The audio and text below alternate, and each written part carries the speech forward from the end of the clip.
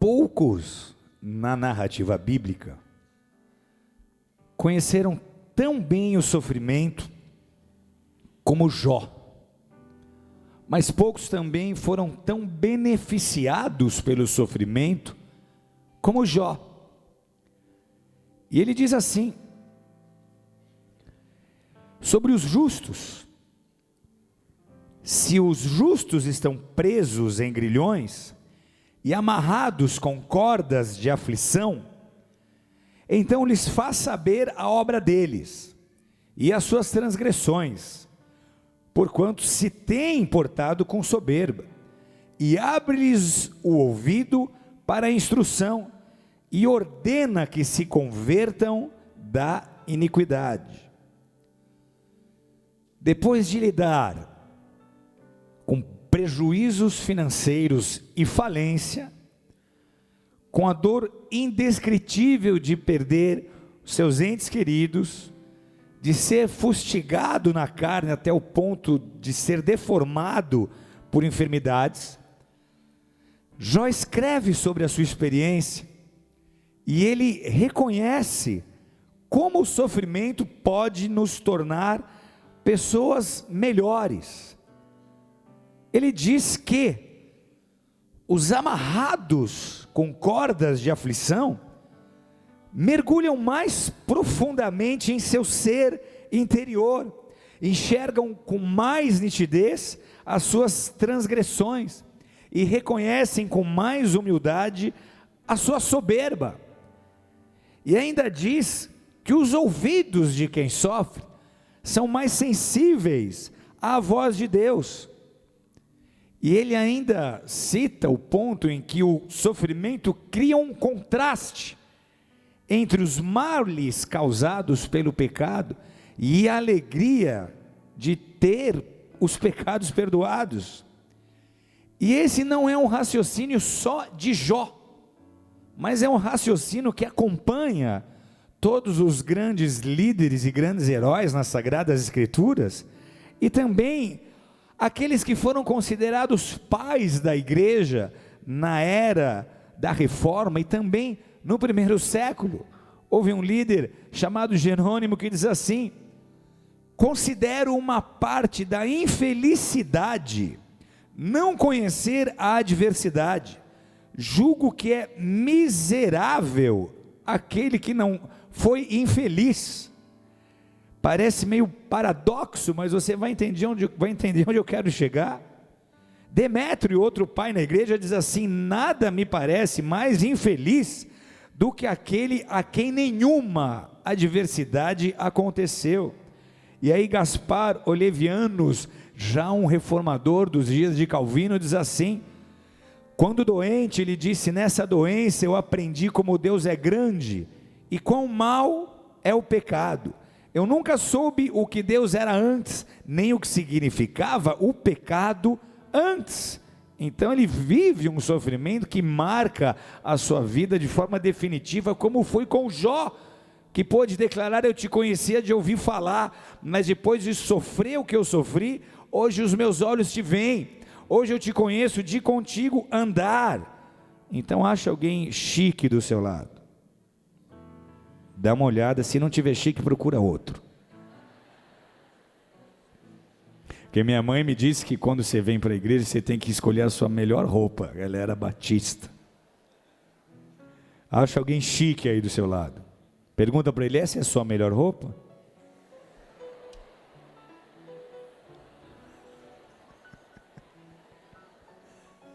Diz assim para ele: o coração endurecido pelo pecado é derretido pelo sofrimento. Igreja, problemas abrem os olhos dos homens. As aflições possuem um papel didático nos planos de Deus. Deus ensina o aflito sobre as consequências da soberba, sobre as consequências da incredulidade, da rebelião e do desprezo à palavra de Deus e à sua vontade. Por aflições, angústias, pressões, Ele nos ensina a enxergar o pecado como ele realmente é. Ele nos ensina a o repudiar. Ele nos ensina a buscar a sua presença e buscar o seu perdão. Dificuldades fazem isso conosco. Quando você passa por pressões, por aflições, por tribulações, a primeira avaliação que você faz é da sua relação com Deus. Você vai fazer perguntas do tipo: por que isso está acontecendo comigo?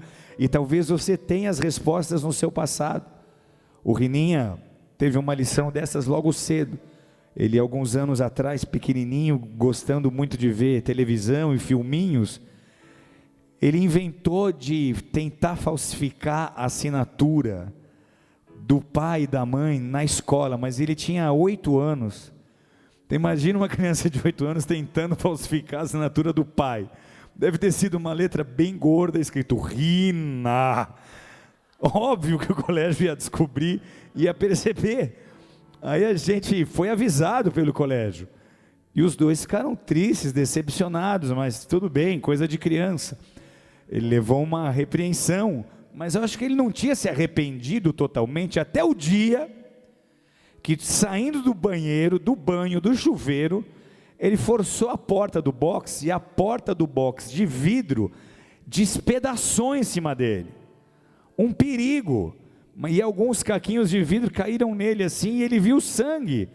E eu não estava presente, a pastora também não estávamos viajando, mas minha mãe foi a testemunha ocular, e ela testifica que quando ele viu sangue, ele se jogou no chão, peladinho, com o bumbum branco, gritando: Senhor Jesus, me perdoa Deus, eu sei que eu errei, nunca mais eu vou fazer nada parecido com isso.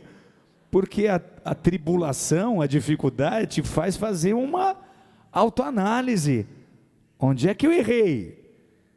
O pecado, igreja, nunca é tão amargo, e a presença de Deus tão importante, quando quando os nossos problemas são mais altos que a nossa capacidade de solucioná-los. Amém? Quando você está num beco sem saída, você realmente se arrepende dos erros cometidos, das sementes erradas que plantou, e realmente valoriza a presença, a graça e o favor de Deus. Abra sua Bíblia comigo em Mateus capítulo 15, verso 21 a 28.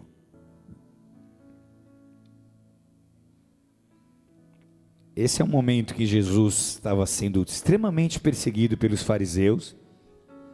Aí ele deixa a região da Galileia e ele se dirige para um país estrangeiro, Tiro e Sidom, e ele encontra uma mulher cananeia desesperada, implorando por cura para sua filha. Diz assim o texto: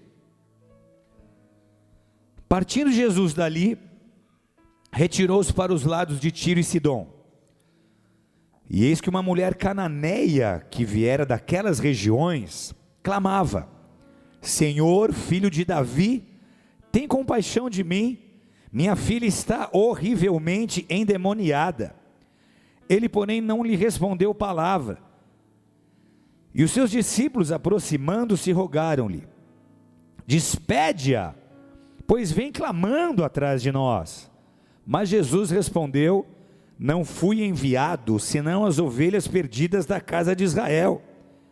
Ela, porém, veio e o adorou, dizendo: Senhor, socorre-me. Então ele, respondendo, disse: não é bom tomar o pão dos filhos e lançá-lo aos cachorrinhos. Ela, contudo, replicou: sim, Senhor, porém os cachorrinhos comem das migalhas que caem da mesa dos seus donos. Então lhe disse Jesus: ó mulher, grande é a tua fé, faça-se contigo como queres. E desde aquele momento, sua filha ficou sã. Jesus é abordado por uma mulher que era considerada estrangeira. Os judeus viam os estrangeiros como idólatras e corruptos em seus costumes, e por isso eles usavam o termo que para nós parece ser pejorativo.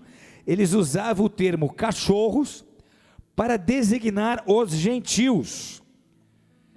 E aí, até esse momento aqui, Jesus estava cumprindo a sua missão, que nesse momento era o seu povo, era o povo judeu.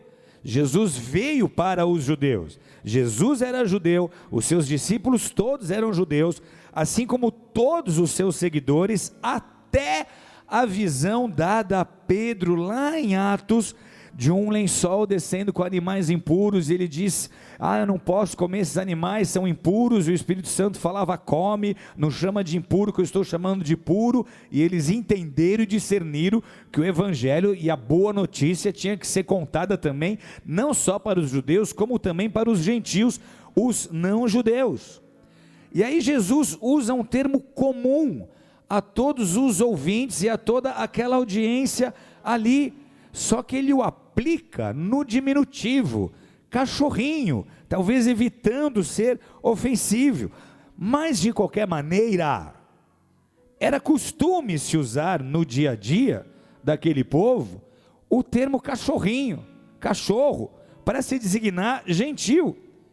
E essa aqui, igreja, é uma lição sobre fé e sobre perseverança, e sobre como a fé e a perseverança tocam o coração de Deus e atraem para esse plano sobrenaturalidade. Como a fé mais perseverança é a equação que culmina em sobrenaturalidade, em milagre. E se você crê nisso, aplauda forte ao Senhor. Nós escutamos um testemunho hoje aqui de fé e perseverança, de alguém que creu em promessas, que creu em profecias, que creu em retratos, mas que teve que lidar com alguns nãos, e teve que continuar crendo, se superando, se reinventando, para não desistir e para alcançar a sua promessa. Amém? Perseverança é fundamental para aqueles que querem escrever uma história, para aqueles que querem um testemunho completo. Estava lá o coelho, ele entra na lavanderia e ele pergunta para o dono da lavanderia: você tem cenouras?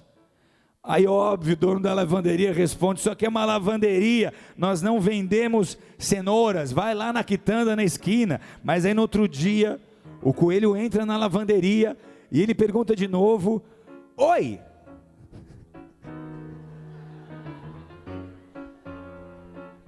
você tem cenouras? E o lavandeiro, nervoso, responde: eu já disse que isso aqui é uma lavanderia, vai procurar um mercado. Mas aí no terceiro dia o coelho volta na lavanderia e pergunta, terceira vez já: oi, você tem cenouras? Aí o dono já irritadíssimo: eu já disse que nós não temos cenouras e que isso aqui é uma lavanderia, e se você me perguntar isso de novo, eu pego uma corda, eu te amarro e eu te entrego para o açougueiro aí do outro lado da rua. Só que o coelho não desistia, o coelho era perseverante. Aí no outro dia o coelho volta, ele olha bem nos olhos do dono da lavanderia e ele pergunta: você tem cordas? E o dono diz: não. Aí o coelho continua: e cenouras?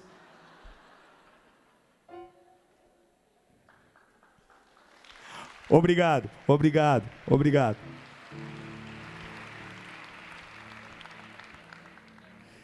Que mulher que era essa mulher em questão aqui? Ela tinha uma descendência, e é importante você entender o todo para entender o texto. Tiro e Sidom, a região de onde ela era, eram localidades na Fenícia, e a Fenícia é o atual Líbano, ao norte da Galileia, e desde 64 a.C., a Fenícia estava anexada à Síria, e aí Sidom distava uns 32 quilômetros de Beirute, capital do Líbano, e Tiro era uma cidade muito famosa na antiguidade, porque eles dominavam o mundo da navegação, e os reis de Tiro no passado, eles haviam feito uma aliança com Davi e com Salomão. Quando Davi e Salomão resolvem construir o templo, eles fazem uma aliança com o rei de Tiro, para que esse rei pudesse trazer com os seus navios a madeira e a mão de obra especializada para a construção do templo. E em contrapartida, Salomão enviaria para o rei Irão e seus sucessores mantimentos e cereais que a população de Tiro precisava. As consequências desse acordo aqui lá na frente foram catastróficas para Israel, porque o sucessor do rei Irão fez uma aliança com Israel por um casamento da sua filha Jezabel com o rei Acabe. E Jezabel foi uma rainha que introduziu o culto a Baal no seio de Israel, o que levou à ira divina e aos consequentes cativeiros assírios e babilônicos. E aquela mulher cananeia, ela vinha de uma descendência histórica daqueles povos que trouxeram tanto sofrimento ao povo de Israel.